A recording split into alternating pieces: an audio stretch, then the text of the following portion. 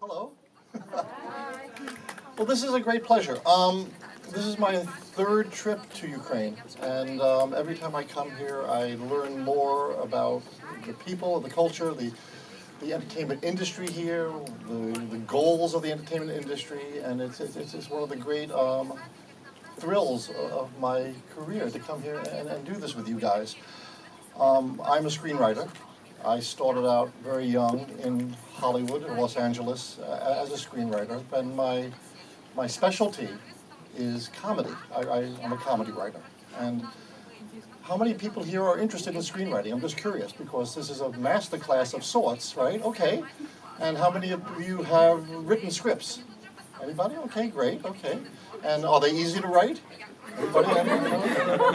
I always tell people that even the worst script ever written was hard to write. And I know that because I've written some of the worst scripts ever written. But it is a calling, and to be a writer, actually, there's an identifying thing, I think, that kind of drives writers to write, and that's because they want to tell stories, and they want to reach people, and they want to make a difference, and the psychology of a writer is much different than the psychology of an actor or a psychology of a director. I think, and I don't say this negatively, I think what drives an actor is that need to be seen, to look at me, and a director is all about control, and they like to control the situation. But a writer, we live in our heads, and we really we have stories we want to tell, and it's don't look at me, mostly. Writers are shy people generally. And I always enjoy the company of writers, so I'm happy to see there are a few writers here. Oh, no wonder I hurt myself. Okay, that makes more sense. Thank you. Thank you. Anyway, so here I am in Ukraine talking about writing, and so today's subject is mostly about character. Okay, and when I was asked to come in and do this class for you about character, they asked me, they said, well, could you do it about the characters of either Game of Thrones or could you do it about Chernobyl, right? And the opportunity for me to come and to discuss with you, and this is a class, I guess, a master class they call it, but I see this more as a discussion, okay? And I can impart whatever wisdom I have, which is negligible. But I'm really interested also in talking about a film that was made that really affects and is about your world. And that's a rare opportunity for me to come and talk about something with people who actually have been impacted, if they have not experienced it firsthand, to have certainly been affected by it. So that's an incredible thing, and I don't want to be presumptuous. It's tricky. It's tricky for somebody from the West to come here and even talk about Chernobyl and the characters of Chernobyl with you, because this is your story. Okay, it is certainly not a story of the West. And I find that to be also a great opportunity for me to exchange ideas and to hear points of view. As a writer, I'm also curious about that. So before I even get into it, I'd like to apologize for any any misconceptions or any mistakes I have in perception about your experience in this, because my experience in it only comes from what I know from my world, right, which is different from your world. And I think what makes it so interesting now globally is that the entertainment business is changing. There's a revolution going on in the entertainment business. And everybody, young people, people who are interested in this business, you're all going to be part of it, because you're watching here in Ukraine what my students and the population of the US is watching, or what the people in Canada are watching, in China, in India. It doesn't matter, Brazil, everybody is watching because of this revolution, because the platforms have changed, because how we watch shows and how they're presented to us, and the blurring of the line between television and feature films is gigantic. It's not gigantic, it is not gigantic, it has shrunk to almost nothing. Because when I started out in the business, there was no interplay between the writers of film and the writers of television. And now there is almost no boundaries between the two. Everybody is writing on both sides of the fence now, and it's a very exciting thing. So there's enormous opportunity. But I don't think it's lost on anybody here that their best writing, I think, is being done, at least in the West, for the small screen, right?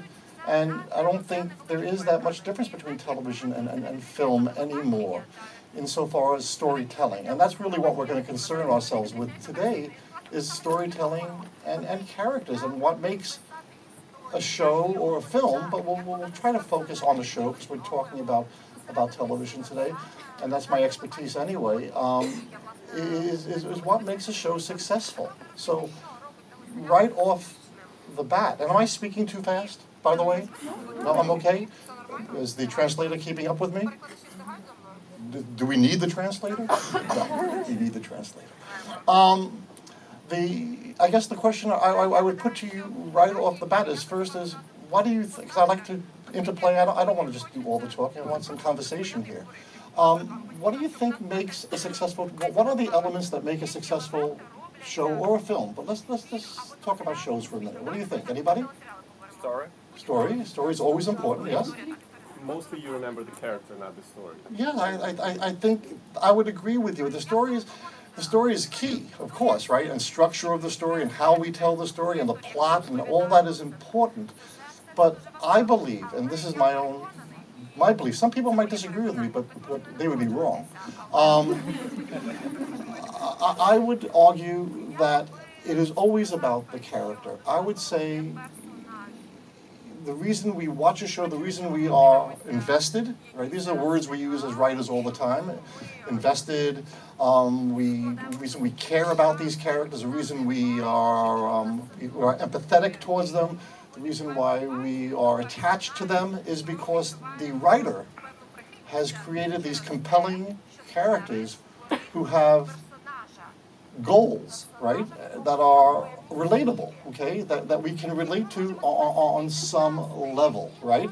And you don't necessarily need to be what that character does. You know, there are shows on television that maybe you've seen, maybe you have not seen, that I think are kind of interesting. I mean, have you seen the show Dexter? It's an American show, right? It's about a serial killer. Have you seen Breaking Bad? Anybody seen Breaking Bad, right? These are shows about very difficult characters, right?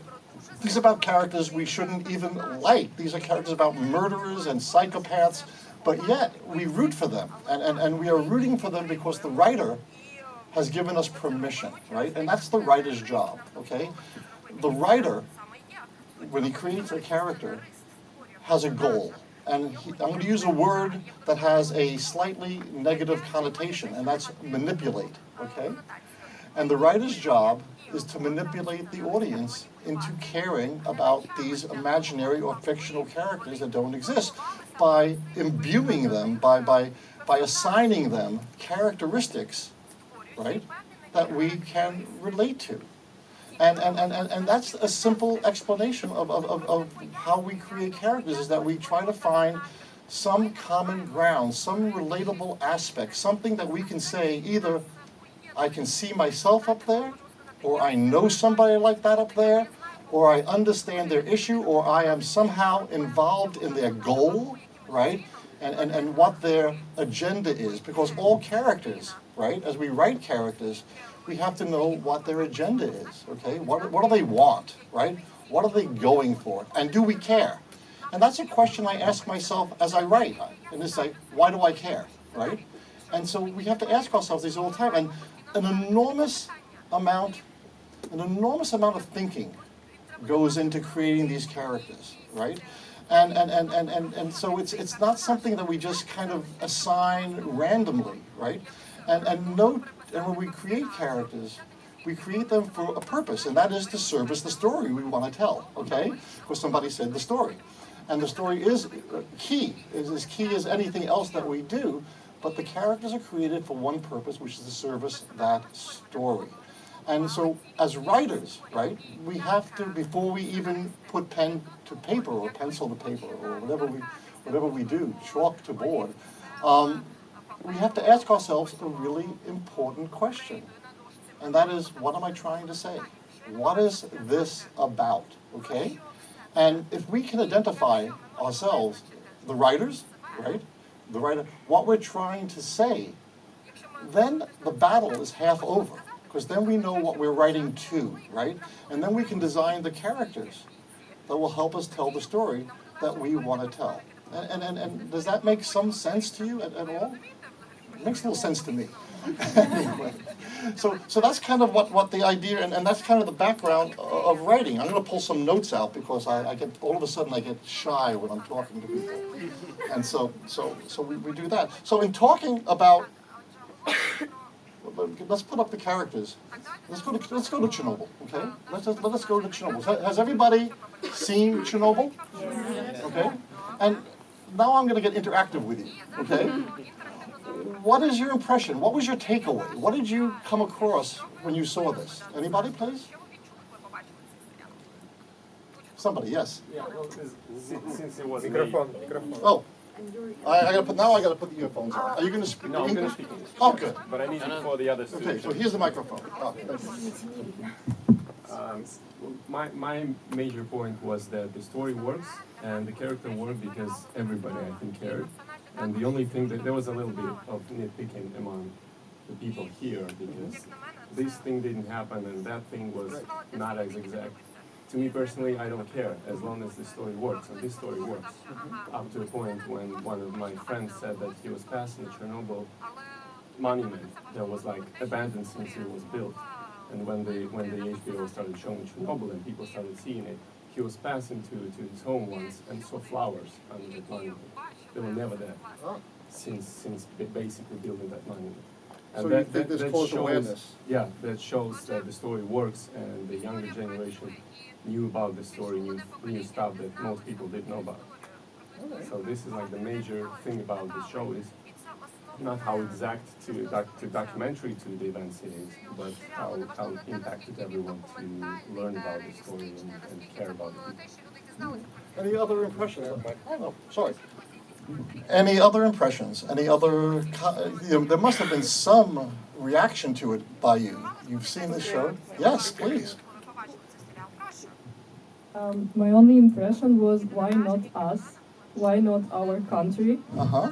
Because I was fascinated by the casting and how people were acting in front of the camera, being in our shoes, like in our mentality, in our, I don't know, even the appearance. I didn't recognize some actors. Mm-hmm. So as for me, we shouldn't have plenty of documentaries about maniacs or whatever we have on our TV channels. It's just, why not us? That was the only question after I watched. I don't disagree. My takeaway when I saw it, and my first question I had was, why are we telling the story? Why is this an American writer telling the story? And we'll get into that and why he told the story, okay? Because that gets the theme and ideas and universal ideas and themes, right? And you have to be, because the theme translates not only to the story of Chernobyl, but it translates to the world we live in today, right? And I think that's the overriding theme, but I agree. And the question would be, why hasn't this been told by a Ukrainian filmmaker and storyteller? And that's a really good point that you make. Any other did it make anybody angry? I'm just curious. Did it piss anybody off? Probably not in Ukraine. Yes? It pissed you off? No. No? It's not. No? Were you satisfied when you watched it? Were you compelled by the characters? Anybody? Yes, no? Raise your hands. Okay. Yes. You're raising your hand. You like the character. What is she? Oh, she's waiting for the microphone. Yes, can I ask you? I want to share my experience with my parents. My father watched these TV shows.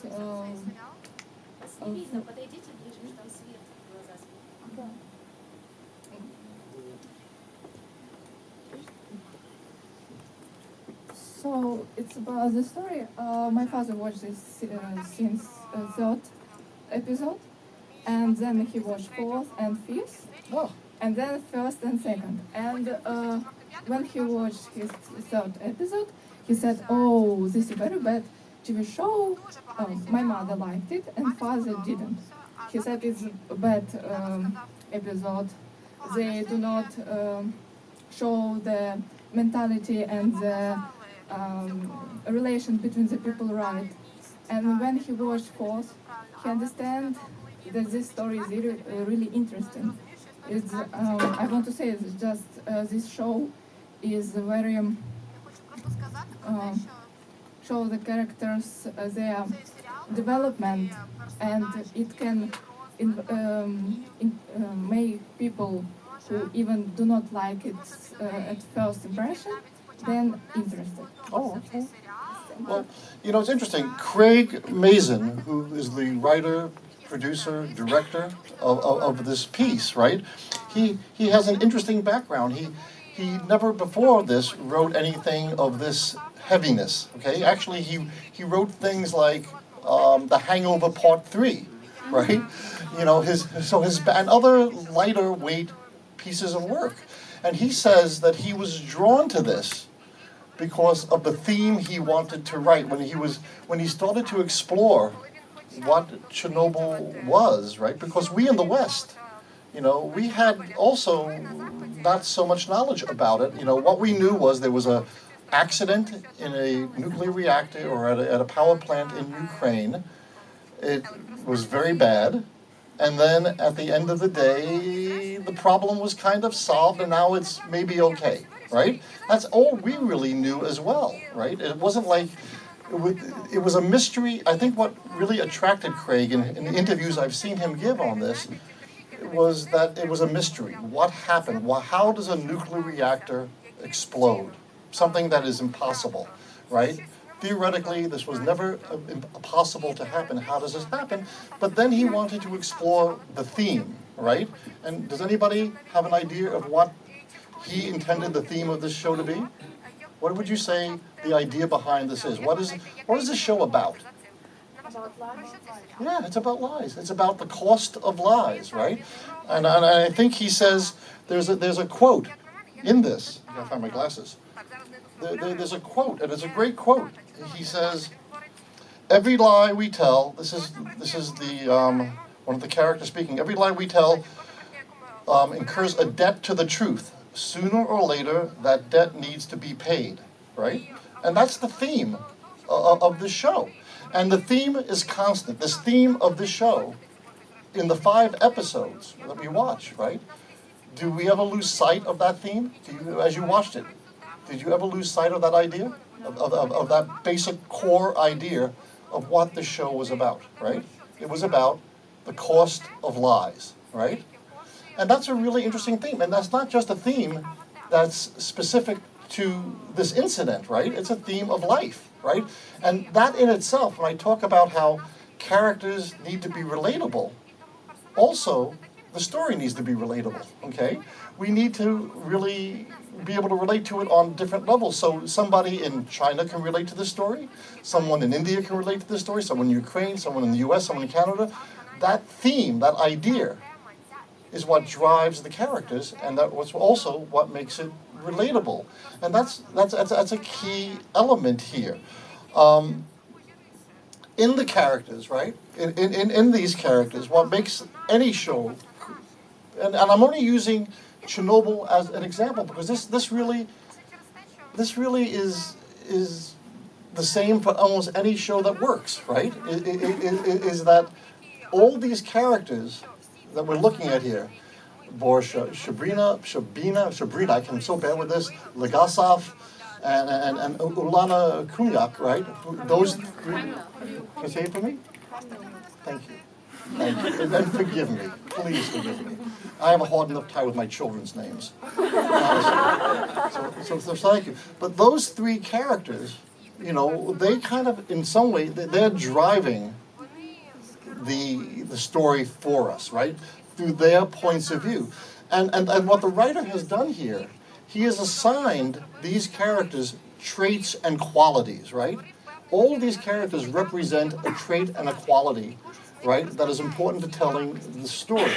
And as writers, it is always important.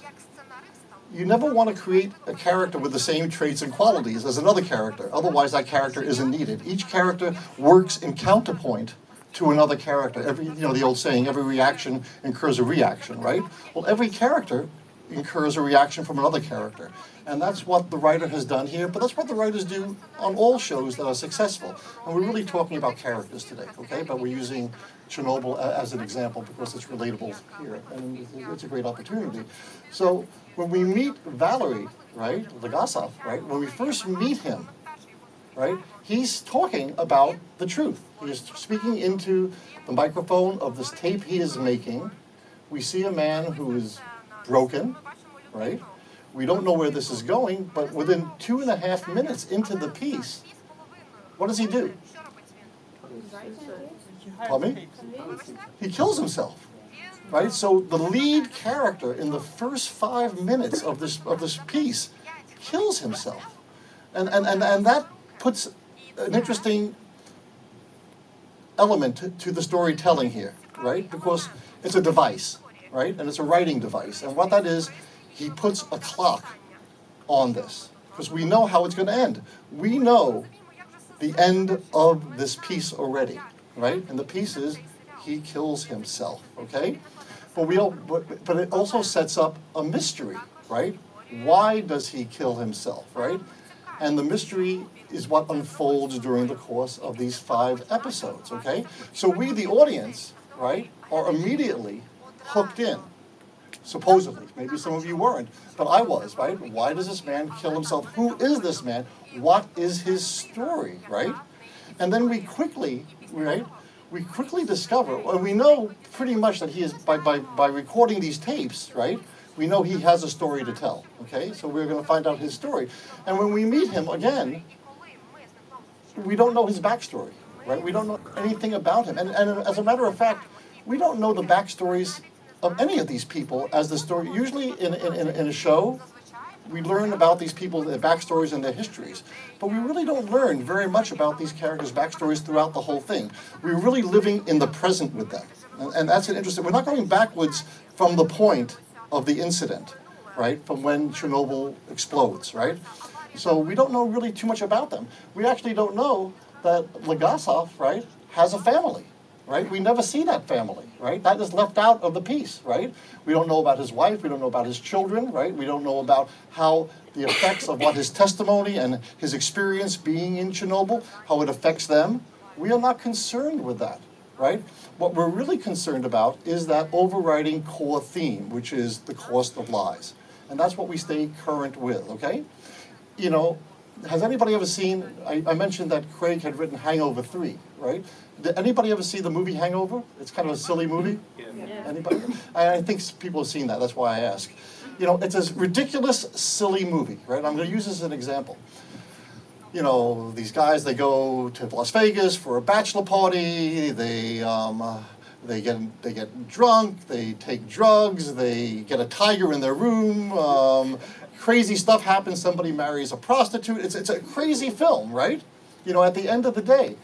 But what is that movie about? It has a simple idea, right? Does anybody remember what that movie's about?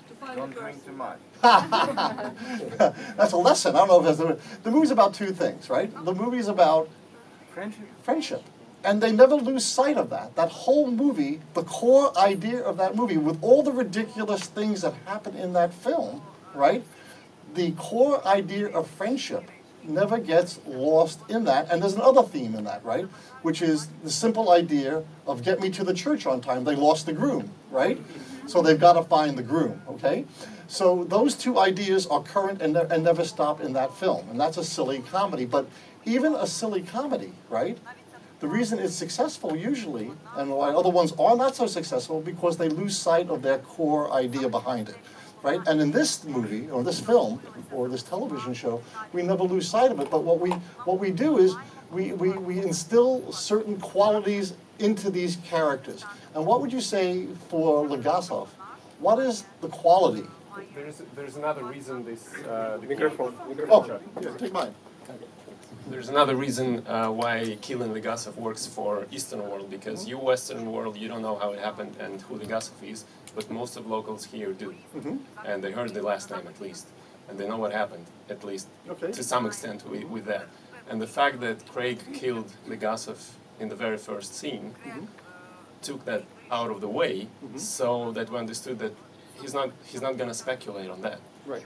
We're not going to see a story about how he was led to, whether he's going to kill himself or someone's going to kill himself. We know he killed himself. And taking that out of the way added credibility to the story for the Eastern, for our local people. So that worked. It also works. It also works in the basic premise of what is the cost of lies, right? Because there is a great cost, and in this case, well, he was dying anyway, right? But he did this, at least from my point of view. It was also a way to make what he had to say important and bring attention to it. His death served a purpose to some degree to what he wanted to say in changing the system, at least in the story that was told on the screen, right? Whether or not it was totally accurate. Again, this is not a documentary, not at all. This is a historical retelling, right? You know, like Schindler's List, right, is a good example of another historical retelling of a movie. It's not totally accurate. Schindler may not have been as good a person as they portrayed in that film, but dramatically, for the storytelling that you want to tell, this is fiction, right? This is fiction borrowed from an event and in truth based on these events. And what's also interesting for me is, of course, that Ulana, right? I'll say that name correctly, thank you. Does not, you know this, I'm sure, is not a real character. You know, all the characters, hello? Come back. Well, luckily, I have a piece of paper. Ah, thank you. Is this me? Am I touching this? Maybe it's me. It's possible. Anyway, Valerie is the only character here who actually did not actually exist. Every other character was a person, right? Maybe Uliana. Pardon me? Maybe it was Uliana who didn't exist. Yes, of course. You said Valerie. You said Valerie. Oh, I'm sorry. Forgive me. I'm getting my names wrong. Ulana. She did not exist. Thank you. And that's because why? Why do you think the author, or Craig, does this? I know the answer. Oh, tell me. I'd love the answer. We have. Oh. We have. In reality, there were too many people, because Legasov was not actually a nuclear scientist. He was more of a chemist. Yeah. A chemical nuclear scientist, and he wasn't as smart, and he didn't have enough knowledge in all the aspects. So there were a lot of scientists, including during the trial, who actually did that for him. And they took all those scientists not to spread too many stories into too many lives, and condensed into one character. So she represents the scientific community that actually was very important to the telling of the story, but also she represents something else. She represents a quality, right? A quality that is very important. She represents what I would say the conscience. She is the conscience of the piece, right? She is, and it's not by accident, I think, that they assign that role of the conscience to a woman, okay? There are not many women characters in this piece, okay? There are very few, actually, okay?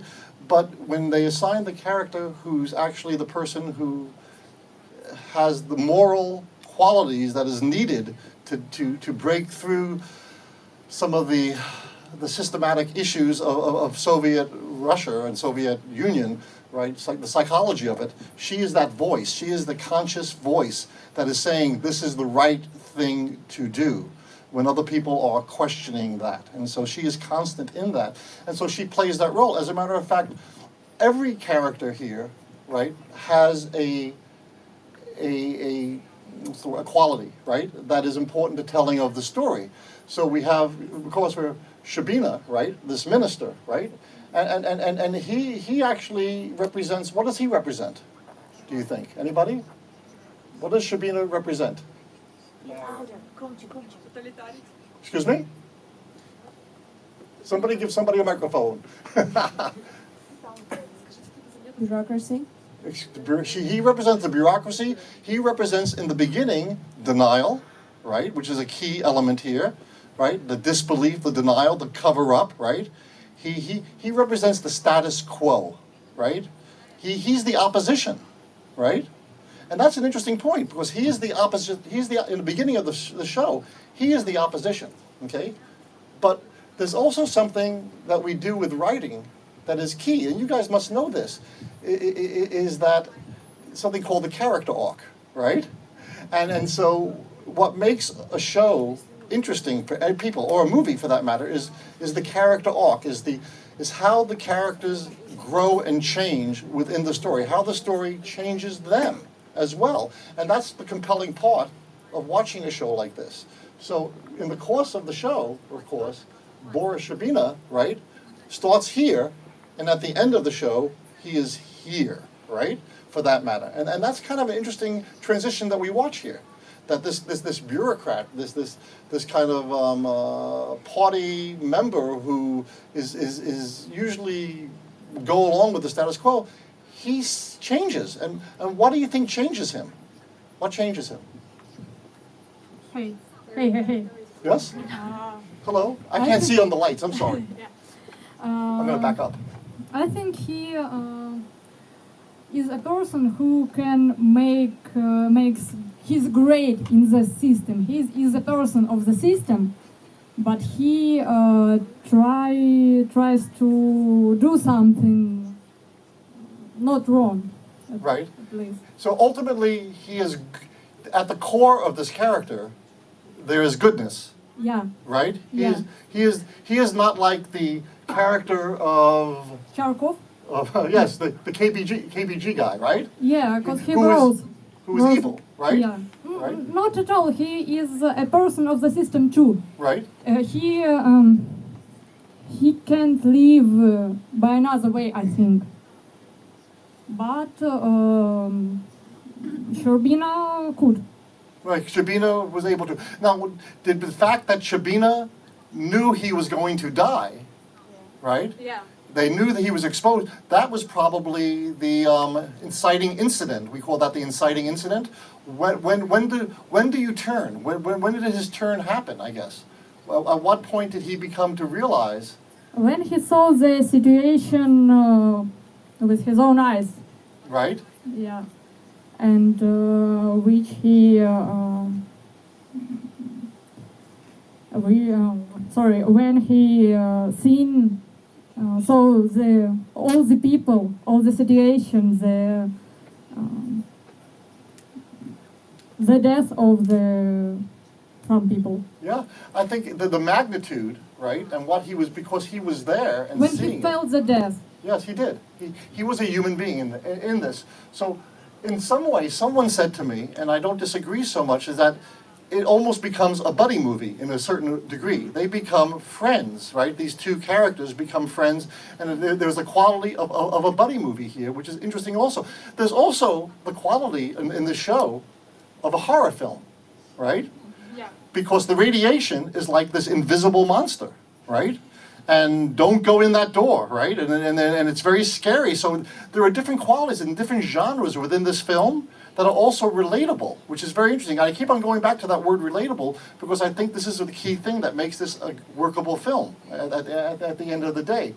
So we have those three characters. We have Boris, we have Valerie, and we have Ulana, right? We have Charkov from the KGB, right? And he represents a certain thing. Gorbachev, of course, plays this character, but his role in this is pretty minor in the sense that he just allows things to become and happen, right? And he's kind of benign in this, which is interesting for me. And I don't know how your viewpoint of him and who this guy actually is, but we don't have to spend too much time with him. An interesting character, of course, is this character Kharkov, who was on the executive committee, the old man, right? Who gives this stirring speech about, you know, the goals and the purpose of the people and the Communist Party and why we must keep this a secret, right?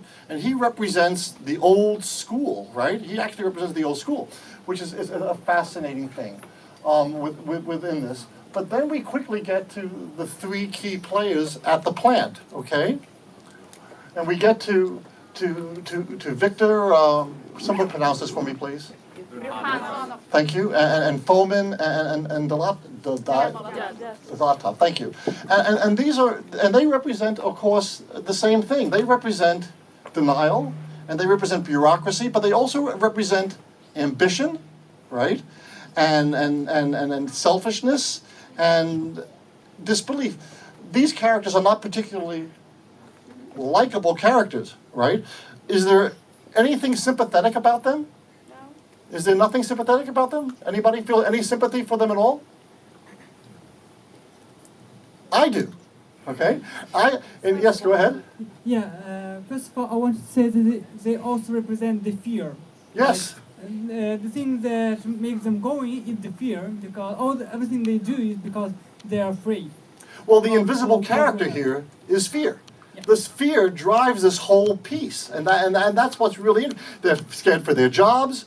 They're scared for their future. They're scared for their lives if they tell the truth. If they admit that they are wrong, they think they might be killed for it. They will certainly go to jail. They are going to be blamed. Right? It is better to deny. It is almost like they are unable to face the truth because of the fear of what is happening here, right?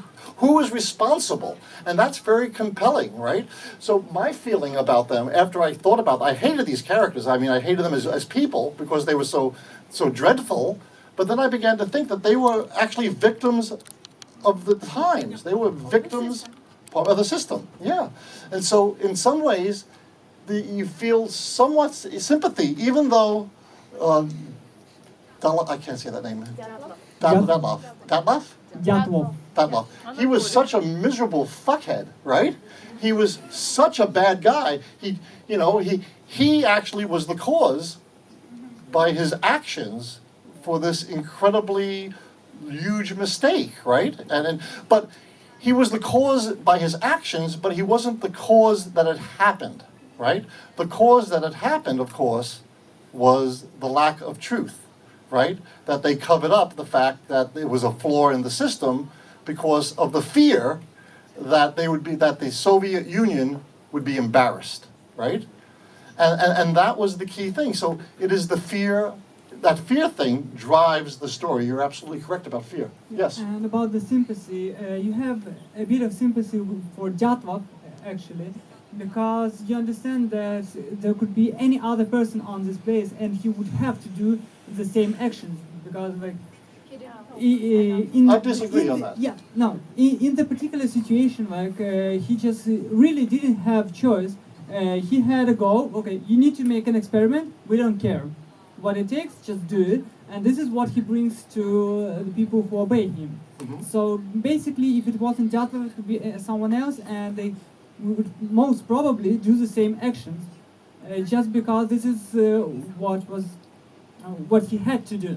I think, I understand what you're saying. I would argue, right, that another person might have said, let's stop the test at this point, right, because this is, the computers and the gauges are telling us something, right? But this man was so driven by fear, ambition, the goal to succeed, right?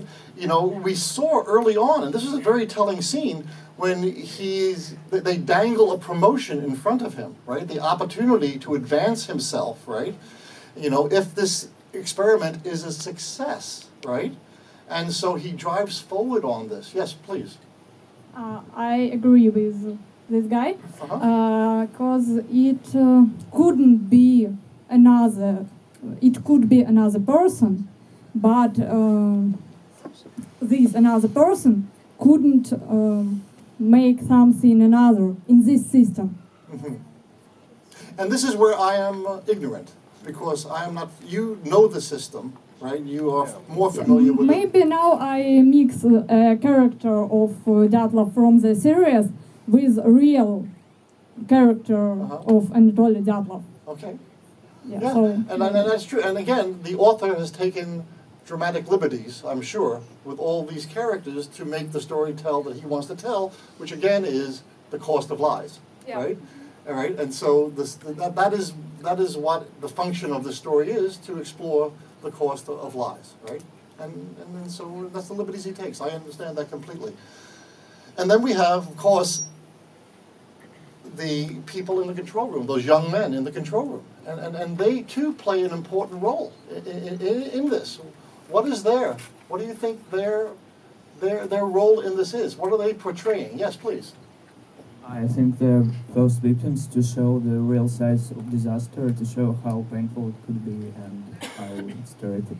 Yeah, in some ways, they are the innocents in this. They represent, I think, they are as much victims. They are the collateral damage of this. They are also part of the system and the lies, right? They try to stop this. In the story anyway, right? They try desperately to put a halt to this. They are objecting to their orders, right? But yet they follow their orders because, again, they are part of this system, right? And they have no choice, right, to do other than what they do. So there's a collision course here, right? And that's very compelling. This is a very compelling story with these three characters. And they know they are dead. They know for the most part that they are dead men walking in this piece. So there is this kind of attitude of almost we're dead, right? Which is a very compelling thing as well, you know. And then we have, of course, and the fact that Topanov was a 25-year-old man, right, with 4 months experience, and he is given this responsibility and this job, is also a compelling part of the story, right? It kind of adds up to all the, call them mistakes or errors or the conditions that created the situation, right? But the writers here have kind of stacked up all these things to take us there so we can understand the other question, which asks, how does a nuclear reactor explode, right? And he's taking us on these steps, and it's an interesting thing to do. And at the end of the show, in the last scene, at the trial, right, when Legasov is taking the blue tiles and the red cards and the blue cards and taking us step by step on how a nuclear reactor explodes, it coincides with all, and then we do the flashbacks, right? We are seeing exactly that through these characters' eyes. And then we have, of course, the firefighter, Vasily, and his wife, Ludmila, right? And they represent, pardon me? A love story. It's a love story, right? And they bring that in. It makes it human, right? This makes it very human. It takes it away from the technical parts, right? And they represent all the human stories that were told and were part of this tragedy, right? But they are representative of love and humanness, right? And care, right? And it's a very, does the story work without them, you think? If they cut that characters out, if they didn't have that piece, would the story be as effective? Not as effective, but it still would work. It would still work, but it wouldn't be as effective, would it? You wouldn't maybe care as much, right? Which I think is important. Personally, I stopped caring when they... Oh, Yeah. sorry. Thank you. Sorry. Personally, I stopped... not that I stopped caring, but I cared less when they moved away from Chernobyl and they moved to Moscow and everything else happened there. Because when you move characters away from the place where the ticking clock is ticking, and the main action is happening, you don't care as much, in my opinion. Right, but one might argue you also need relief, right? You need, sometimes we use comedy, right, as relief, and we do a very dramatic piece, right, and we insert some kind of humor or some kind of amusing aspect to it to kind of relieve the tension and the drama. In this piece, it's very hard to do any comedy. There's very little humor. There's no humor in this piece, actually, right? And but what I think that Vasily and Ludmila accomplish is to give us some relief and to remind us of the cost of this incident, right? And it is a key thing. So he represents, of course, all the young men who died in this, right? And she represents, the collateral damage of it too. The victim, this woman became a victim of it as well, right? And then we, of course, have the divers, right? The miners, who are very important to this piece as well, because again, they represent all the people who either became ill, perished, right, and sacrificed their well-being, right? And someone said to me, this could only happen, right, that the people would actually take this on and put themselves at the risk and life that they did in Soviet Russia, because no other people actually had the belief system, right, that was indoctrinated in them to actually go for the betterment of mankind. They bought into, even if the people who were in charge really didn't believe it, right, the people who below did buy into this, and they sacrificed their lives. And then the old mother, right, she represents, I think, to a certain degree, and I heard somebody speak of this, she actually represents, at least, you could disagree with me on this, because this is very specific to your guys' experience, but she represents the crimes of the Soviet Union to Ukraine, right? That she represents all the things that were done to Ukraine in some way by the Russians, okay? When they come and she does the whole thing. She does the laundry list of all the things that have happened to her in her lifetime, right? All the misery that she had to endure. I'm sorry, just actually wanted to ask, old mother, you're talking about those old lady who was The cow, yes, that's who I am talking about. Yeah, and then when they shoot the cow instead of her, right, which is a kind of a fake out, which is a dramatic point, right? But she represents that relationship of Ukraine to Russia. Does that make sense, or do you agree or disagree with that? Anybody? Yes? Probably. Okay, one behind you. It's not very meaningful sentence, but probably not Russians, but Soviet Russians, yes, because it was the people who were brainwashed by the system, and I just it's because they're this difficult situation. It's a little bit harmful statement. Well, I don't mean to make a harmful statement. No, what I am saying is that she represents the history of the Soviet But I agree with occupation. you. I agree with you. Yes. Yeah. About all these crimes also too. Yeah. No. And again, I am very careful here not to make gross generalizations, right? Honestly. But she plays an important character, and then of course you have those two men, the two soldiers, right? Whose job it is, and they represented what was called the Liquidators, apparently. Apparently all these people who went out, the 600,000 people who went out to clean up and to, again, put their lives at risk to maintain and to put an end to the tragedy, right? They represented those people within their story by telling these people who went out to kill the animals, right? Which is a very kind of rough thing to see, but it was a way of portraying the innocence. Also, you have Pavel, right? Who is this innocent who comes into it, right? Again, and the guy and his friend, or the person who takes him under the wing, right? Bacho, who is a hardened, calloused man who's seen the atrocities of war in Afghanistan, right? And he is numb to what he is doing. But we see the cost.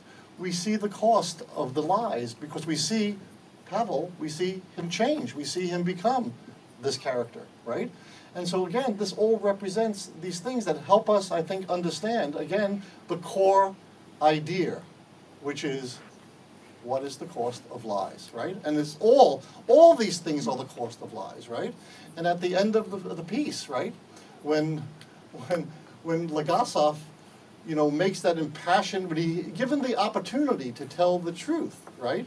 Because of course we play that part where we find out that when he went to Vienna to speak, we find out that he did not tell the whole truth, right? That they had dangled certain things in front of him, right? And he was not immune to temptation and to the cover-up as well. But when given the opportunity, now, you may or may not know this, but at the trial that actually happened, neither Chabina nor Legasov were there. That is all fiction, okay? That did not happen, okay? And so, again, dramatically, the writer and the filmmaker, right, in this case, needed to drive home the idea of the theme, right? And in doing so, they kind of play with reality and truth. And someone might argue that, you know, you're telling a piece about the cost of truth, but you're not being totally 100% truthful. But the truth of the piece is, I think, is irrefutable, right? And I think that's what makes this work on some level. There aren't that many. There certainly are less characters in Game of Thrones, right? Which this is one of the reasons also I chose this. But again, this is a very compelling story that is specific to this country, right? And specific, and I'm sure there are people here who have been touched by it on some way, shape, or form. Some of you were born before, some of you were born afterwards, right? I don't know how many of you people remember it, right? But in speaking to a journalist the other day here about this, right? The anger that he felt, right? He had enormous anger about the fact that the May Day celebration went on as scheduled, that people went out, it rained, fallout was raining on people, that the political bosses of the time knew the issues of the radiation dangers. They sent their own families out. They did not tell people. I don't know if this is true or not true, but this is what he was telling me, and that was an anger, and he wished that had been told in this story, right? And it goes back to, I think, the idea that we started out in the beginning when someone said, why, I think it was you, why was this story not told by somebody, you, by here? But I think there are more stories to be told about this. Hello. Извините, я просто небольшую поправочку хотела внести, что на самом деле наши украинские режиссеры обращаются к этой теме, и крайнее, наверное, что я знаю, это был сериал «Мотыльки», киностудия «Фильм.ua» вместе с Виталием Воробьевым сняли мини-сериал «Мотыльки» как раз об этой ситуации тоже. Просто, к сожалению, у нас нет таких мощных платформ, площадок о том, чтобы так всему миру об этом заявить. И, наверное, внутри собственной страны это проблема не то чтобы избита, да, но она поднимается, и к ней не так обращают внимание, как когда на нее обращают внимание западные коллеги и на таких огромных площадках. Не в площадках дело, а в возможности рассказать историю. Если посмотреть какие-то... Нет, ну просто нельзя говорить, что мы не рассказываем. Мы рассказываем, но может не так качественно. Вот в этом и проблема. В Украине существует продукция определенных фильмов и сериалов на тему Чернобыля, но они совершенно не могут сравниться по уровню истории с той, которую мы увидели у HBO. И дело тут не в площадке, которая снимала, естественно, этот шедевр, а дело в том, что многие грани сюжета у нас в стране раскрываться еще не могут с этой точки зрения. Во-первых, живы люди, которые имеют непосредственное отношение. Во-вторых, вы сами только что сказали, что система скрывала очень много моментов, и эти люди до сих пор имеют определенное влияние. До сих пор не хочется поднимать, копать какие-то старые раны, и проще потом сказать, что вот за границей смогли снять хороший фильм, а почему же у нас не снимают? Да потому что не хотят снимать. Это во-первых. А во-вторых, такого уровня сериал, к сожалению, слишком сложен для продукции в Украине не в силу того, что нет финансов, а в силу того, что у нас школа производства сериального совершенно отличается от западной, и уровень истории всегда гораздо ниже.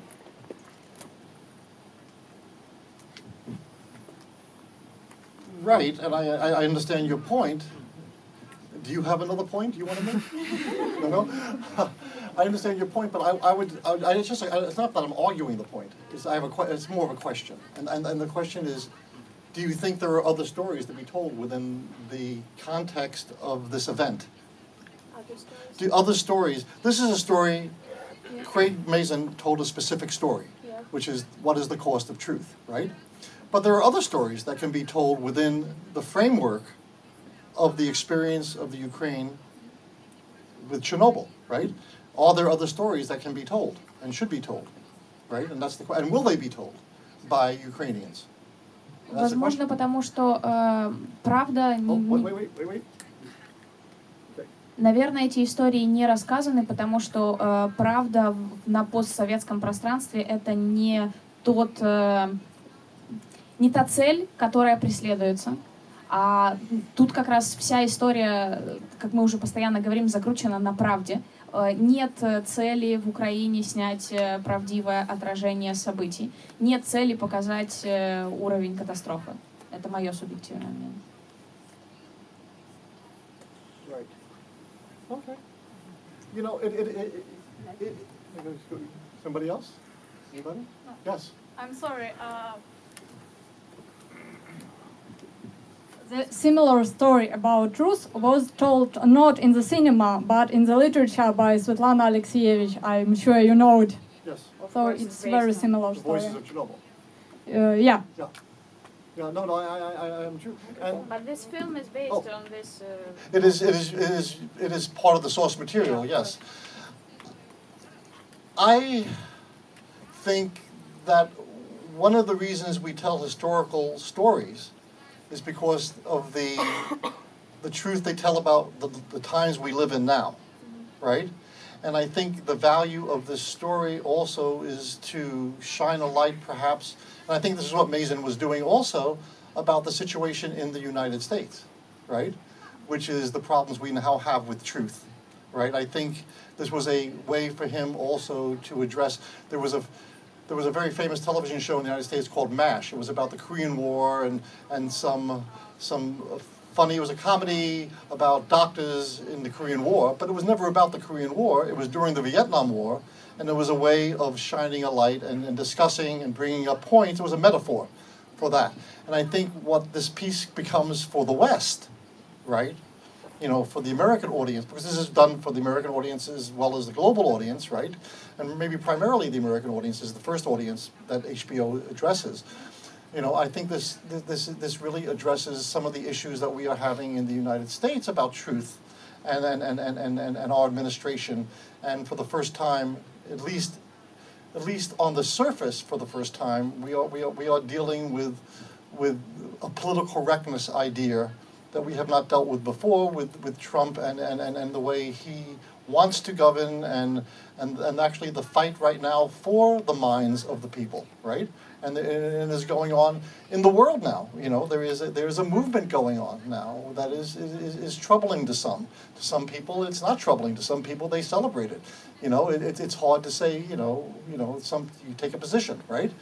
You know, and I think Mason is taking a position here as well about truth and how it affects us now. This was 30 some odd years ago, right? But these issues have not gone away, right? And so I think, and I think you mentioned this, you know, now you still bring that up, right? And so I think the importance of discussing the issues, right, are key. And again, we're talking about characters today, right? We're not so much talking about a political issue as we should be. You know, my purpose here is simply to use the characters of Chernobyl to discuss why we create characters, how we create characters, right? And the importance of characters. The fact that I happen to be in Ukraine with such a hot button topic, right, or such an interesting topic, right, is to me kind of an interesting place to be, right? And I kind of welcome the discussion. I like to be educated, right? Because again, I do not know as much as you know about this. That is for sure, right? But again, you know, do the young people of Ukraine, are they, how aware are they, and how much did they care about something like this? Not so much? No, they do. After serious. I might be among the youngest people here, but I guess that many of my friends and people who are younger than me, they all know about this tragedy, but maybe in a little bit more modern context with relationships to Russia and Soviet Union.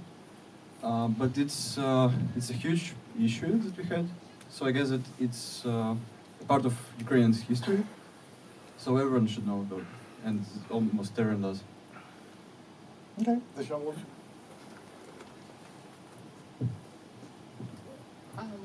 Every year in schools there is the Day of Memory, so the children are educated about the Chernobyl.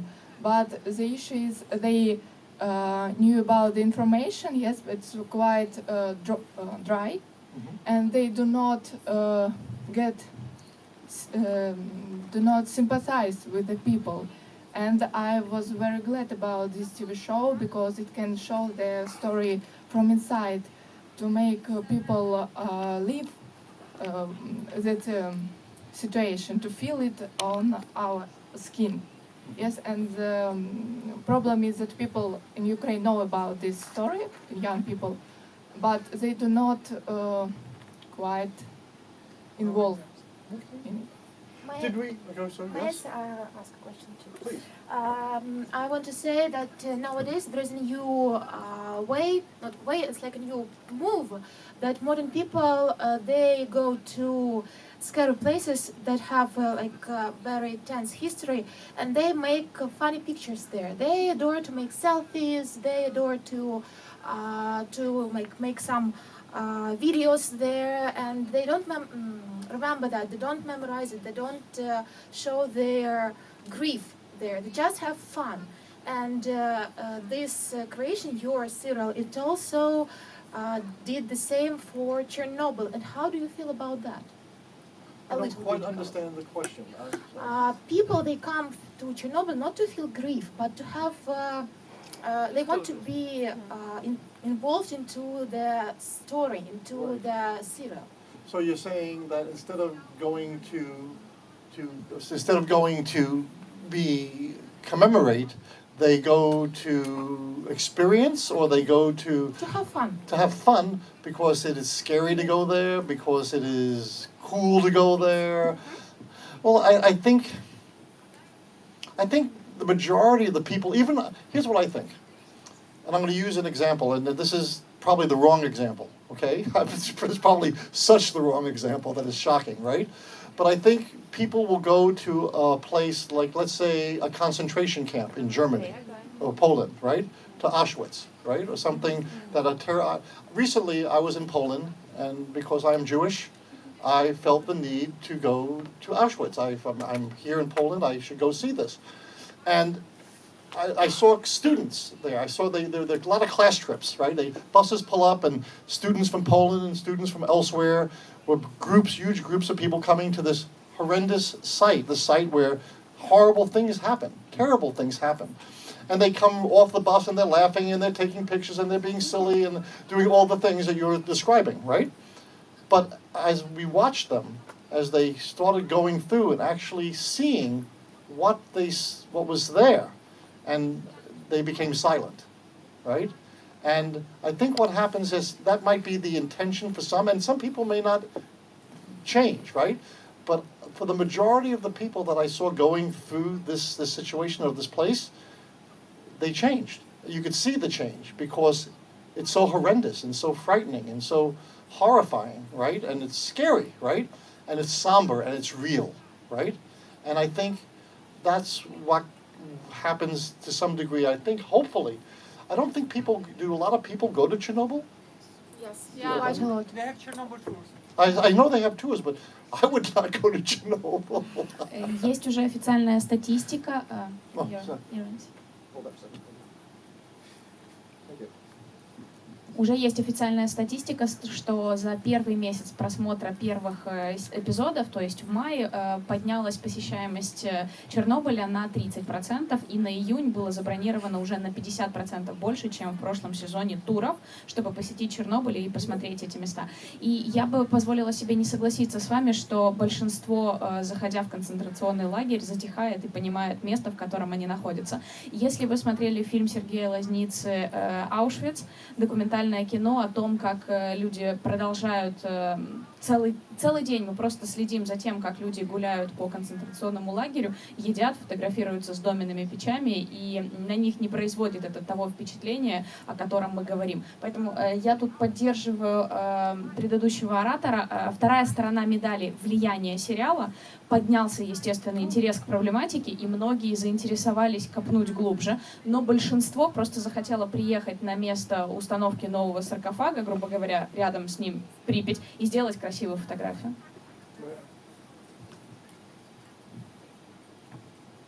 Well, that's unfortunate, I guess. But I guess you know, this is human nature to a certain degree, and hopefully enough people go for the right reasons, right? One could hope, right? My experience, again, I have not gone there, so I have not seen the experience of the people who go to Chernobyl. This is dangerous. Pardon me? This is dangerous to go there. I would not go there. Okay. I am a coward. I'm a famous coward. Anyway. Yes? Здравствуйте. У меня, наверное, больше практический вопрос, практического характера. Расскажите вообще поэтапно, как у вас вот вообще о работе над сценарием, то есть вот со сбора фактов, сидения в архиве, зацепленной проблематики до разработки персонажей. Вот если сможете это сделать, то расскажите, пожалуйста, о работе конкретно над сценарием и над персонажами. Спасибо. Okay, I heard part of that. I heard. Could you, to the translator? Could you just translate it? Could you repeat that for me?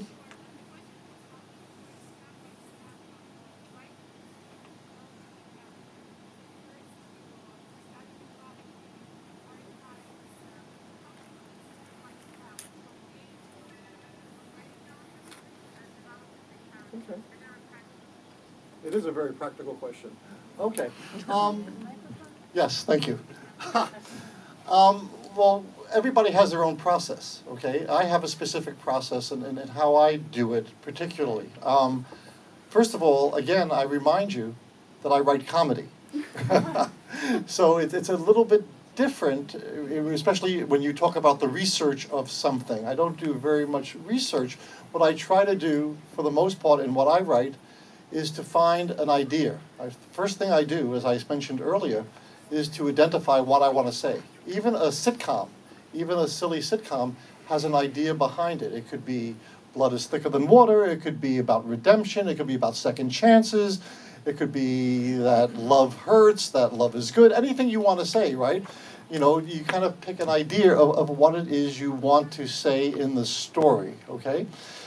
Writing for episodes of television is different from coming up with an idea for a movie personally, because episodes of a situation, you already know what the series is. You know what the series itself is about. Generally, it has to do with family, right? Even a show that's not about family is about family, right? Even a show like Friends, right? You know, it may not be about a family, but those characters become a family. Even a show, a procedural, a CSI type of show, right? Those characters have a family relationship to each other. So you kind of write in that way. So the steps that you were asking about. First I come up with what I think would be a good story, right? What is it I'm trying to say, and how am I going to say it through the plot, and what is that plot? Then I start working on an outline, right? And I start blocking out the story. And I start thinking about the structure of the story that I want to tell, okay? You know, usually, again, in the style of writing that I do, okay, the structure's pretty much set, okay? We work pretty much in a 3-act structure, okay? With a simple, and you all understand the 3-act structure, right? It's a simple thing about beginning, middle, and end, right? It's not complicated, okay? And so I will write an outline, and I will block out the scenes for each story, and I will find out what is the conflict, okay? Because a story without conflict, right, is boring, right? So the question you ask yourself is, what is the conflict? How are these what does the character want, right? And what are their goals within the story? And I start plotting that out with the story and the character arc, right? Where the character starts here, where they end there, where the story starts, right? And the character's journey. The character's journey, right, dictates what the story is. Does that kind of make sense a little bit? Okay, so once I have an outline, which is kind of a roadmap, okay, you know, I will break it down even, I'll have like a 7 for a 30-minute sitcom, which is what I do. I'll be honest with you, I do not write heavy stuff like this, okay? But I write stories that mean something. All the things we write usually mean something, they have meaning, they are relatable. Once I write a 7 to 8 page outline or a 10-page outline for a 35, 40-page script, right? because it's like a big roadmap. It tells me where I'm going to go. Then I will break it down sometimes into a beat sheet, which takes each of the scenes and breaks them down into the incidents of those scenes, right? And then I begin to write. And then I start writing, because I know who the characters are, because the characters on a sitcom have been already developed mostly and created, right?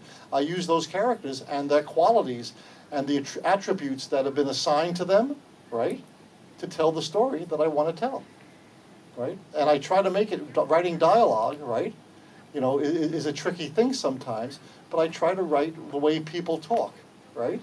And I try to have a good ear for that. It's trying to find the voice of the character. Sometimes that's a very tricky thing, trying to find the voice. It bears to mention that I have always written with a partner, right? Comedy in the United States, especially for television, comedy has historically been written, especially my generation of writer, right, has been written with a partner. So there are two of us, and we sit across a desk from each other, right? And we write, and we fight, and we argue about lines, and we argue about the story, and we argue about what the character would say or would not do, or what the character might do, and we play the what-if game. And the words what if, right, I don't know how that translates in Russian or Ukraine, right, but the words what if are the magic words of creativity, okay? Nothing happens without us saying to ourselves, what if 1,000 times during the course of a day, right? What if the character does this? What if the character comes out that door? What if the character eats this meal instead of that meal? What if the character goes to bed, or what if the character sleeps with that woman? What if the woman sleeps with that woman? Right? What if? We play these what if games all the time, and then we make a decision, and we fight all the time, okay? And in that fighting, I will have a point of view, my partner will have a point of view, and then we come up with the magical third way, which is usually the better way. Someone once said about writing partners that if two partners agree on everything, one of them isn't needed. And I think that is true. So we don't try to agree, we try to find the better solution, because writing is problem solving. Right? And I can speak to this all day, right? You know, writing is nothing but problem solving. And our job is to solve the problems. Our job, again, and the job of Creative Mason, is to find and create compelling characters and stories that we care about, that we can relate to, that we embrace, right? That we are invested in. These are all, as I said earlier, these are words we use, but it doesn't change. It's not magic. You know, there are these writing gurus out there. There are all these people who go around and they do these seminars on story and character, right? And they complicate it, but it's not complicated. It's not magic. You know, my job, because I know I teach writing, you know, as much as I can, right? My job is to demystify the process, right? And I don't think it's so magical. I honestly don't.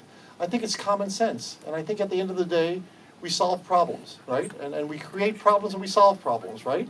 And sometimes the characters take us in directions that we didn't even anticipate. If you create good characters and you start to write them, right, and you have this outline, right, sometimes you go, I'm leaving the outline because the character's actually taking me somewhere else, because the story's taking me somewhere else, because we all come to it with creativity and imagination, right? And that's the key thing, right? You know, everybody, someone says to me, I get asked this all the time. They say, oh, I could never write. I'm not a creative person, right? And I go, that's nonsense. Every human being has creativity. We just have to give ourselves permission sometimes to be creative, right?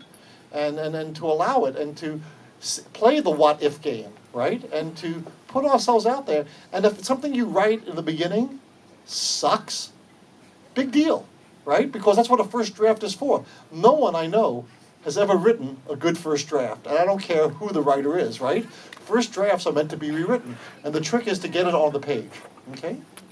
That's a big, I answered a long way. I don't know if I answered your question at all, actually.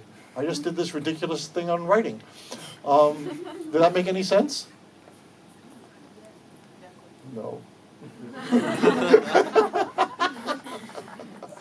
also, you can't take yourself too seriously as a writer. You really can't. Yes, sir. Oh, microphone. Someone take a microphone. Take this away from me. I'll use this thing. Thank you. I'll ask a more specific question. Please. What are the key differences between a dramatic character and a comedic character? Because the situation can be the same, but they will react differently on the same situation. What are the key differences? Well, maybe this thing. No, I'll do that. That's a good question. Difference between, I guess, it's point of view. I guess it's what is the point of view of the character, right? You know, and I guess it comes down to what the writer's trying. I can deal in comedy with very serious subjects. I have dealt with in comedy with the subjects as serious as anything, right? But I do it by humor because I find that humor is, people accept things that are portrayed humorously sometimes better than dramatically, right? You know, I would argue in the United States that there is no protest. The protest movement is somewhat dead in the United States.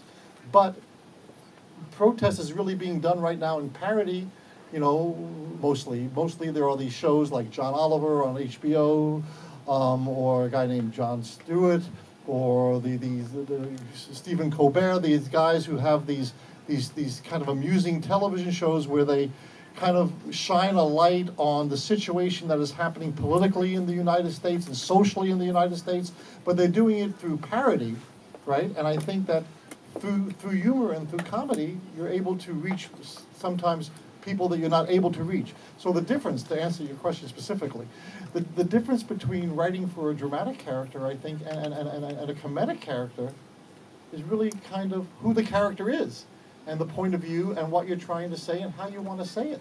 I don't know if there's that much difference between a dramatic character and a comedic character, other than the point of view. One of the opinions that I read about it is that they're both trying to achieve something, but the comedic character is trying to achieve it without having any means to do it. Without any means to do it? Yeah. And that was... I don't know if that's true. I don't know. I'm trying to think of great comedic characters, right, that are telling a story, because you can tell in, look, rom-coms, right? Let's take just using an example of a genre, right? You know, rom-coms, these are very serious stories, right? It's about love, right? It's about relationships. It's about life itself, right? But we do it in an amusing way because life itself, right? Not to be too philosophical, life is pretty funny, right? If you life is also pretty miserable if you want it to be, right? You know, it depends on your point of view, right?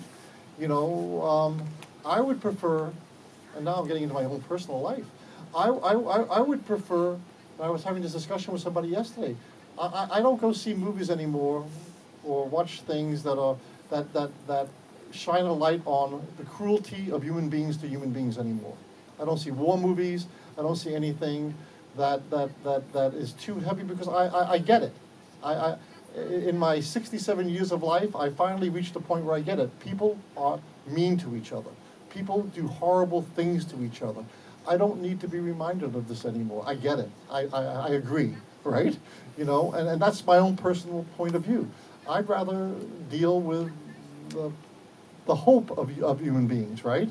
I'd rather remind people in my writing that people can be kind, generous, as well as miserable and mean and cruel, right?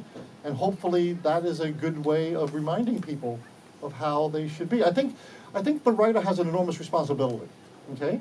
I think even the comedy writer has an enormous responsibility, because television, and I rather talk about television than films, by the way. Television is the most powerful form of communication that I know. And that's because, especially now, this is a television, right? This is a television, right? We walk around with our televisions now, but it's a very intimate relationship we have with these characters. And this goes back to character. You know, we invite these characters into our homes.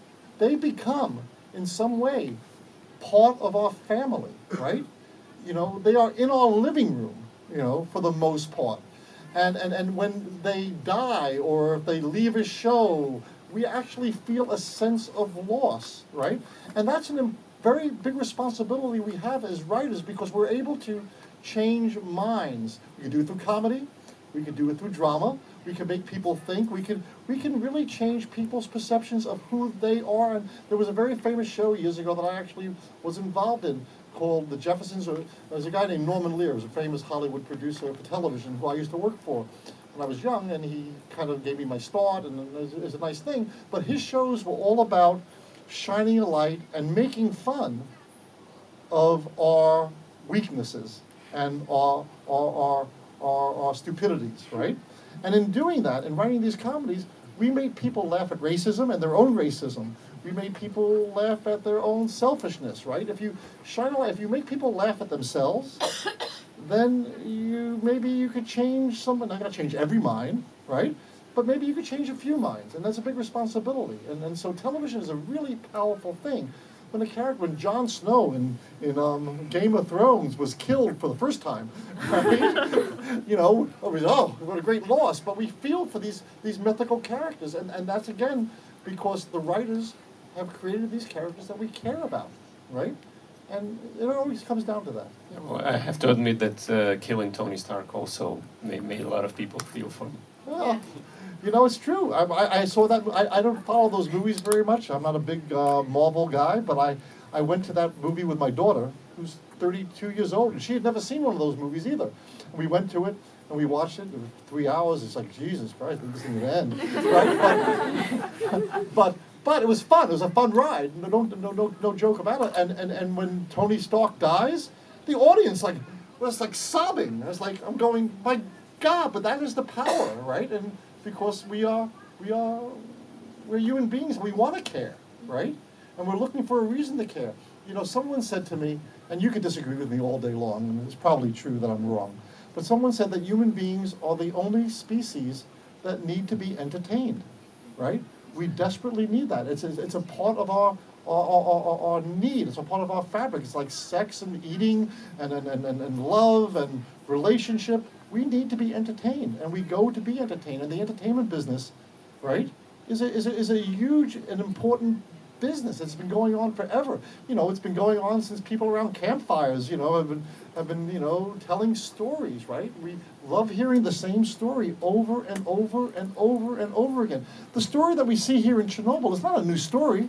We all know about arrogance, and we all know about lying. We know lying is bad. That's not a revelation. No one doesn't know that lying is a bad thing, right? But we constantly it seems that we need to be reminded of it. So this is the job of the writer, I think. This is what we do, I think. Thank you so much. Anybody? Where am I anymore? I don't even know what we're doing anymore. У меня больше вопрос, наверное, по механике рождения. Вопрос, наверное, по механике рождения самой истории. Вы можете позволить себе творить и писать на ту тему, которая вам нравится, и потом продавать этот сценарий, либо все-таки зачастую это заказы с конкретными уже рамками, с идеей, там, я не знаю, бюджетом ограниченным. То есть как... All right, that's an easy question. There's many ways to sell something and to write something. Sometimes you write something on order. Sometimes I will go to the network, right? I will have an idea, and I make this joke. Some of my best ideas I have in the shower, right? I will be in the shower and I'll have an idea. Or I'll see a TV, I'll read something in the newspaper. And that would be an interesting idea. Or I see a character in the street and I start thinking as a writer, because once you start writing, you see everything as a story sometimes, and you start thinking, well, that'd be an interesting character. You play the what if game. What if the character was this? What if the character did that? Years ago, I saw a commercial, an advertisement in a newspaper in the New York Times, and it was an advertisement of a young girl with a graduation hat on, and she was graduating from university, and she said, I want to thank my mother and my father and my fairy godmother, right? And it was an ad for the United Negro. It was for a fund that gave grants to African Americans, and the commercial was, you don't need a fairy godmother to go to college. Apply to the grant from the National Negro College Fund, right? for African Americans, right? And I saw this ad, and I said, you don't need a fairy godmother. What would happen if this young girl, right, had this fairy godmother, right, who helped her, this poor black woman, but it wasn't a fairy godmother? What if it was, there's a rock and roll star, a guy named Little Richard, who was this kind of flamboyant, gay rock and roll guy from the 50s, right? And I said, what if the fairy godmother was somebody like Little Richard? What if it was Little Richard, right? And so I went to the network and I pitched the idea. I had this idea about this young girl who has this fairy godmother, right? And I pitched this idea and they bought it, right? Sometimes the idea comes from an idea you have, you go, you pitch it, they say, yes, we want to do it. What if you do it this way? What if you do it that way, right? You know, and it works that way. Sometimes you come up with an idea independently and you go, I'm going to write this on spec. I like this idea so much that I'm not going to pitch it to anybody. I'm going to write it first, right? And then I'm going to present it to them as a finished piece, and then they will buy it on the merits of what I've done, as opposed to buying it on the merits of the pitch. So sometimes you sell it that way as well. Sometimes a third way is that if you have a good reputation as a writer in the industry, the network or the studio will come to you, right? And they'll say, we have an idea, right? What do you think of this idea? And then you go back and forth, you play the what if game. Well, what if you do it this way? What if you do it that way? And they go, no, do it all way. and so you go back and you kind of play with it and you kind of figure it out and you go back and they go, yeah, we like what you've done with it. We'll go further and further. And you get a step deal. It's like they pay you for story, they pay you for first draft, they pay you for third draft, second draft, whatever, right? And then, you know, that works that way too. So there are many ways to skin the cat, right? But this is the American model, right? You know, when I go to, like, I'm going to India tomorrow. Don't even ask why. But I'm going to India tomorrow, and so we're opening a school there. That's why I'm going to India. Anyway, and the way they sell stories, right? They don't even write a script, right? They kind of, somebody goes in, pitches an idea for some crazy Bollywood film, right? They go, great, we'll do it, and we'll do it next week, right? And they kind of write it. It's insane what they do in India, right? I mean, the way their process of doing scripts. So every culture or every different marketplace, you know, has their own methodology, right? I can speak to the U.S. In Canada, the way they do it, right? Because I work in Canada now, but I've never sold anything in Canada because I can't figure out how they do it. I really can't. It seems so crazy to me. Nothing is funded. Everything is funded by the government, right? And you have to find these you have to get grants to do things. In the United States, it's all private. It's all the studio system, right? It's networks and studios. Much easier to sell something. It's less competitive. Does that answer the question? Okay, cool. Like, I would say sorry for like the most annoying question that you've been asked, I think, often, but what actually pushed you to start writing? Like, what inspired you? What you've been doing before? That's an easy question. It's a question I love because I think it speaks to anybody here. I was not born into the business. My father was a shirt salesman. He went around and sold shirts, you know, for a company. He went to stores and tried to sell shirts. And I grew up not in Los Angeles. I grew up in New York area. I always wanted to make people laugh. I never wanted to be a writer. Writer was not my goal. Writing became the vehicle for me to do what I wanted to do, which was to be in comedy. I tried being a comedian, but I was the worst comedian in New York City. I was probably the very worst. I had an act, right, with a partner. I always worked with partners. And he died when I was 19. And so upon his death, I had to reevaluate my life because I had met him when I was 8 years old. And we were like best friends and the whole thing, and we were partners, and we had this comedy music act, and we could have maybe in that context had a career. We were kind of on a trajectory but I was 19 when he died. So upon his death, it was like, well, what do I do now, right? And so I was contemplating actually being a doctor, right? And then I met somebody. I was dating a woman a young girl, whose father was in show business, but in theater, New York theater. And he was a lighting director, but he was a well-known guy. And when he was a young man, in the 40s, he worked on a play with a guy who became a very big comedy writer. And his son, the guy, comedy writer's son, was a friend of the family, and he came to visit, and I met him. His name was Kim, and we became partners. So I got a new partner, right? But we were in an act, and we decided we'd write together, right? So we started writing together.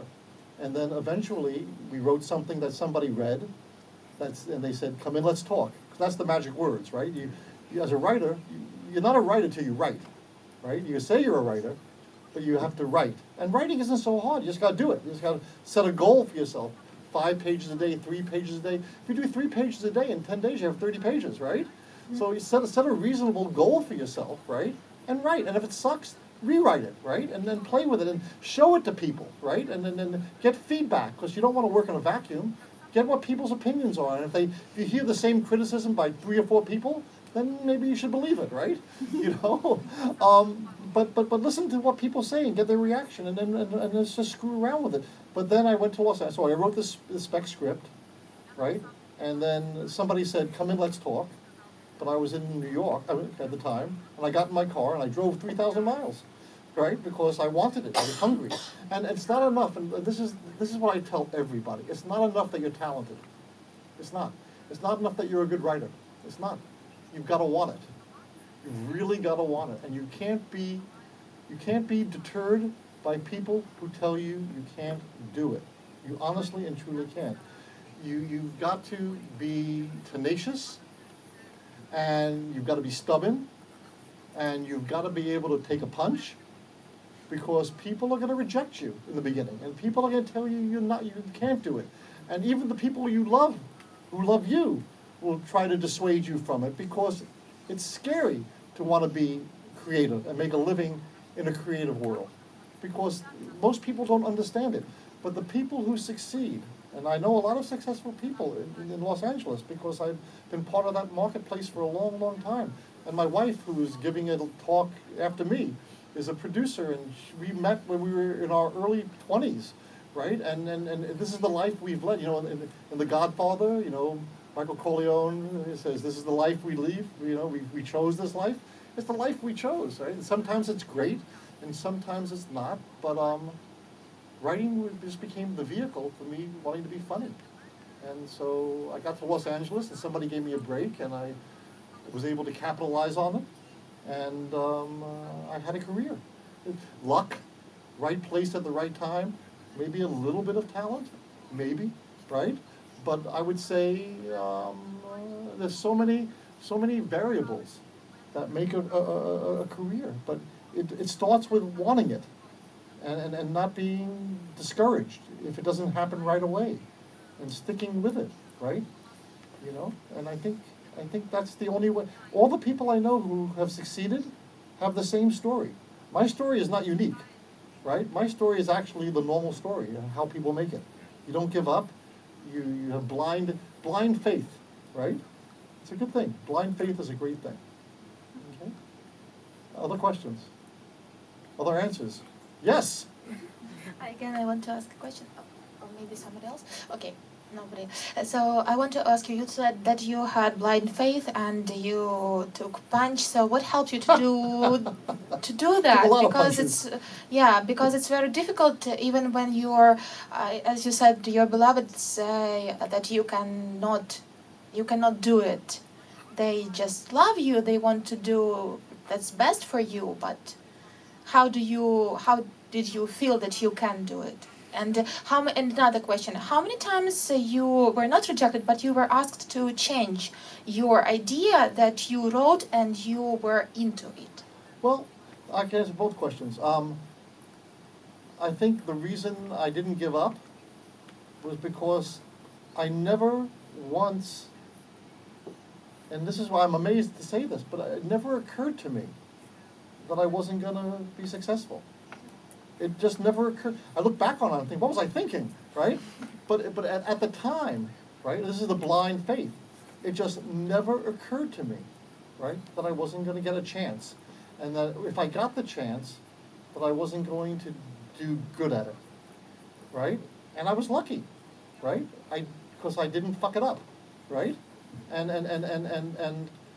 so I also find that in the business, and maybe, I don't think this is different anywhere, I find that the people who are in the business are generous and kind and like to help people. If you show them that you are serious about it, that they will go out of their way to help you, right? If you're not an asshole. and I think it's true. I actually think it's true. And I don't think it's, I think you just gotta be tenacious and have faith and do it. You know, that's my experience. You know, someone else might tell you something different, right? But that's my experience. What was the second question? How many times you had to... A lot. Because it's always somebody else's dime, right? The person who's paying you, right? It's their dime, right? And if they want it some way, I might argue it, right? And I might have fights with it, right? But at the end of the day, it's their dime, and if that's what they want, then I'm going to do it. But I will also try to show them that if it doesn't work that way, how it could work another way. And sometimes you come up with that magical third way, right? Again, right? You know, you can't be too, there's a saying we have in writing, nothing is written in stone, right? And so you have to remember that. You don't fall so in love with your, don't fall so in love with your ideas, right? You know, because there's always another idea, you know? And my agent would always had a saying. My agent would always go, next, meaning, okay, that one's done, next, right? And it is, it's next, you know? It's a business. It's show business. Right? And I think you have to remember that sometimes. Our job is to entertain. Our job is, we're not writing for ourselves, right? I'm not writing for myself, right? I'm really not. If occasionally I write something that resonates for me, that's a nice thing. But for the most part, I'm just trying to make people laugh. I'm a shallow person. I'm the most shallow person ever. Yes? About building the story, so the characters inspire you about some comic situation, or the situation creates the character? Yes. Both. I think any number of ways to skin the cat, as we say, right? Any number of ways can inspire you to tell the story and to give you the idea, right? Sometimes it's the situation, sometimes it's the characters, right? It depends. It truly depends on what influences you. If it's, as I said, sometimes I get an idea from an article I've read. Sometimes there was a show called Everyone Loves Raymond, right? Which is a pretty successful show, right? And the showrunner on that show would tell the writers, he'd say to them, go home, have a fight with your wife, and come back and write about it, right? Right, and they did, by the way. They go home, they would go, whatever happened in their houses that night or that evening would become a story the next day. Because it was relatable, it was a story, right? And it was real, right? And it felt authentic, right? Oh, good. Here, I give you the microphone. Thank you so much. As we shifted from the topic, from Chernobyl to the writing in general, which is a good thing for people here probably. You're a teacher, so you're teaching writing as far as I understand. Well, I understand too. Well, there are many questions about writing, but you have experience of correcting mistakes that your students make. And I think that could be useful for many people here. What are the most common mistakes that you have to correct or point at to your students? Well, the biggest mistake, it's not a mistake, it's just something that young writers tend to do, is that they don't dig deep enough into their characters. I don't know who these people are, right? They haven't scratched the surface of the characters deep enough so I know who these people are and why they're doing what they're doing and what their motivations are. Backstory is really important for the most part in writing. And so even things that we don't write about the characters, we need to know about the characters. And I think sometimes they as I said, they just scratch the surface of their characters, and We really don't know who these people are. And I also think, one second, I'll come back. I also think that sometimes they lack credibility. I think in their storytelling, that they sometimes, I always tell people that they have to have at least in their storytelling a foot on the ground. The characters have to do believable things within the context of the world that these characters live in, right? So within the context of the universe that we're writing about, you know, then these characters have to actually have strong credibility. And if you undermine the credibility of a character, then you stop believing that it's possible and it's real. And you can, you know, you can sometimes do a little bit of undermining of a character in order to tell the story you want to tell, but if the character starts doing things that really are undermining who he is and what the story is, then you cease to believe that it's real and you break the magic, right? You know, if characters start doing things that you don't believe they would do, then you've lost your audience, and you do.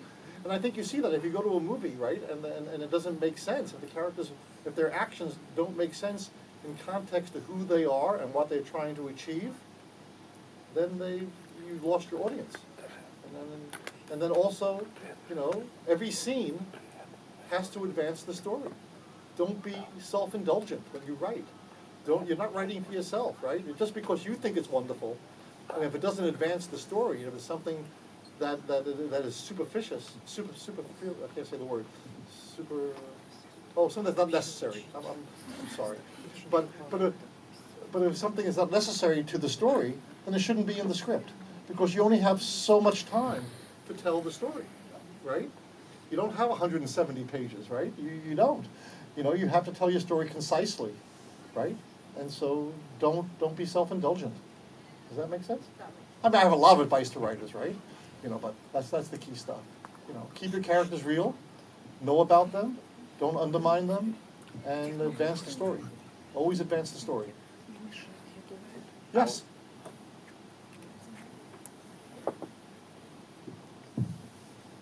Thank you. Can you tell me, please, and all to the audiences, why the adaptations of the sitcoms, of Western sitcoms, are so bad in our countries? Oh, I don't know. I haven't seen too many of the adaptations. Which ones have they adapted for you? Married with Children. Ah, I can tell a great story about Married with Children. Yeah. Yeah. I am the reason that Married with Children exists. I am. There would be no Married with Children without me. When I was a young writer on a TV show called Good Times, there was the Norman Lear, that producer I told you about. We were like the lowest writers on the show. I was very young. I was in my early 20s. And Norman Lear had a screenwriting competition. And some young African-American writer in North Carolina wrote a script that won the competition. And the prize for the competition was that writer could write would be assigned an episode of any of Norman Lear's shows. He had like 8 shows on the air then, and that writer chose to write A Good Times, the show that I was on, and my producers on the show didn't want to deal with this kid out in the middle of nowhere, this nobody, so they assigned us the opportunity to help this guy. So they flew the guy to Hollywood. That was part of the prize. And he met with the writers from Good Times, which was me and my partner, right? And we were pretty full of ourselves. We were like, you know, we thought we were pretty cool because we were on a network show and we were young and we were arrogant, right? And so this young African-American writer came and we gave him this shitty story that we weren't able to fix. We gave him this crappy story and we sent him back to North Carolina and we said, we'll never see this guy again, right? And then about 3-4 weeks later, the script comes. He mails it to us. And it sits on our desk for maybe a day or two because we're writing, you know, our assignments and we're working late at night and we're pretty cool, right? And we don't even bother reading because we know it's going to suck, right? Because the guy, how could he write anything that we couldn't fix, right? And so about 3 in the morning one night, we're working at the office and we're tired and we say, well, let's read the script and have a few laughs at this guy's expense because we're schmucks, right? And so my partner, we each have a copy of the script and we're sitting on opposite sides of the desk and we read the script. It's by a guy named Michael Moy. That's his name.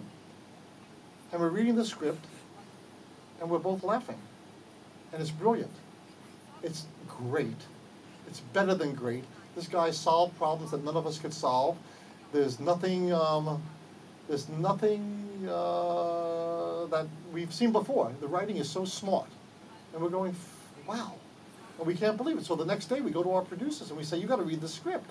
This thing is great. And our producers read it and they go, it's not that great. Right? And we think it is. So we go to Norman Lear, the head of the studio.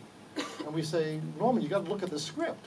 Because we were young and we were stupid and we didn't know what we were doing. So we go to Norman, and Norman read it. And he said, it is great. What should we do? All right? And we said, well, we could use some help on the show. This guy's great. Let's bring him from North Carolina. So the guy, Norman, flies him out, gives him a job. He starts to write on our show, right? 5 years later, 7 years later, he creates Married with Children. He is the creator of Married with Children, right? He creates that show. It runs up like 11 years, 12 years. He may be worth $500 million now, right? That show is so successful. It goes into syndication. It's sold all over the world, right? Right? In America, it's a huge hit. It changes, actually, sitcoms. It's so important because of the way it depicts a family in this very dysfunctional family. Before that show, there was no show with a family that dysfunctional that worked before. He actually creates a genre, right, of this dysfunction, right? And he goes on to become one of the most successful shows in television history. And it's because we said, this is pretty good, let's call this guy up, right? So that show doesn't happen unless we go to Norman and say that. So, and to answer your question, by the way, I don't know. I have no idea why they suck. Maybe, are they taking this? What they do sometimes is that they sell the show to a foreign production company with the scripts, and then they translate the scripts verbatim, and maybe they just doesn't relate to the culture. Maybe it's a cultural thing. I don't know. Maybe the writing is bad. Maybe the translation is bad. Maybe they rewrite them. I don't know. Maybe the acting. My wife will tell you, who's a producer, will tell you, and it's true, what makes a successful show is not only the characters, but it's all the elements, because she's a producer, so of course she's going to say the elements, right? But it's the casting, it's the directing, it's the sets, it's the costumes, it's all the things that make a show, right? That make it successful as well, all those elements. So I don't know. If I saw an episode of the version they do here, maybe I'd have a sense of that. But I don't know. I don't know the answer. Thank you. Some shows travel, you know what? Really great British shows travel to the United States and they redo them in the US and they don't work. Because we fuck them up. Because we take out the core elements that work so well and we try to Americanize them and it doesn't work. It's absolutely fabulous, absolutely fabulous. Was tried to bring to the United States. It didn't. It was great in England. It didn't work in the U.S. Right? It really depends. It really truly depends. Some shows do travel. I don't know. Thank you very much. I wish I knew. Yeah. Anything? Anything else? How are we doing on time? 5 minutes? Oh no. I could sing. Is there anything I can do? You know what? I'm really good at solving romantic problems. Anybody have? I can solve a romantic problem. I can solve it. Trust me. No one ever takes me up on this. I offer this all over the world, and no one has ever said to me, "Yes, can you solve this romantic problem of mine?" None. All right, fine. Anything else? Who here wants to be a writer? Oh, one more question. Okay. Yes, please. Здравствуйте. Oh, I gotta put the headphones on. Hold it. Wait. Is there a romantic problem? We have one on your leg. Good. Finally. Здравствуйте. Скажите, пожалуйста, когда вы остаетесь один на один с собой, какой вопрос, как вы честно отвечаете себе на вопрос, Майкл? Зачем? Как вы честно отвечаете себе на вопрос, оставаясь один на один с собой? Майкл, зачем я снимал этот сериал? И второй вопрос. Какой ваш любимый режиссер и фильмы которого вы можете пересматривать много-много раз? Спасибо. Hold on 1 second. I did not hear a translation. Okay, thank So you. the question was, what's your answer when you're all alone with yourself? What is your honest answer to question, Michael? Why did you make the script for the show? And the second question was, who's your favorite director whose movies you can watch all over and over again? Oh. Oh. What was the first question? How do you answer it sincerely to yourself, Michael? Oh, jeez. I guess I try to keep honest in what I'm trying to say. You know, as I said, I'm not a very deep person. That's a deep question. I think what I try to do is be the person I want to be, and I try to reflect that in what I write. You know, I try to know myself. I think I think I have a pretty firm understanding of who I am and what I stand for, and I try to have that reflect in what I write, I think, hopefully. Это действительно глубокий вопрос, но он, наверное, самый важный. It's really a deep question, but probably this is the most Чернобыль, конечно. Okay. What is the most important one? The question among the two. The first one? Yeah. The one that I just answered. Okay, what was the second one? Oh, my favorite director. Ooh, I have so many favorite directors. That's not even true. I don't have any favorite director. I just like good films. I don't think I have a favorite director, and I don't think I have I don't have a favorite writer. I just like good work. I honestly do. I don't. It's like a scorecard almost. I don't keep a scorecard. Who is popular or whose work is influential to me? I think there are people whose work I admire. I admire people like Rowan Atkins, you know, the British writer. I admire Norman Lear, the producer who gave me, he was a writer as well, and the work he started, I have enormous admiration for him. He's 96 years old now, and he's still producing television shows. So I have enormous, you know, good feelings towards him. I think I respect anybody who, you know, writing, I always say this, that anybody who wants to be a writer is my friend, because it's such a specific thing to want to be, right? And I have great empathy for anybody who wants to tell stories and make people feel something. I think it's a calling. I honestly and truly do. And I don't, by the way, I don't even put myself in that category. As I said, I just want to make people laugh. As I said, that's my thing. It honestly and truly is. Okay, I think we'll call it a night or day. Yeah. Hey, thank you for wasting a perfectly good 2 hours.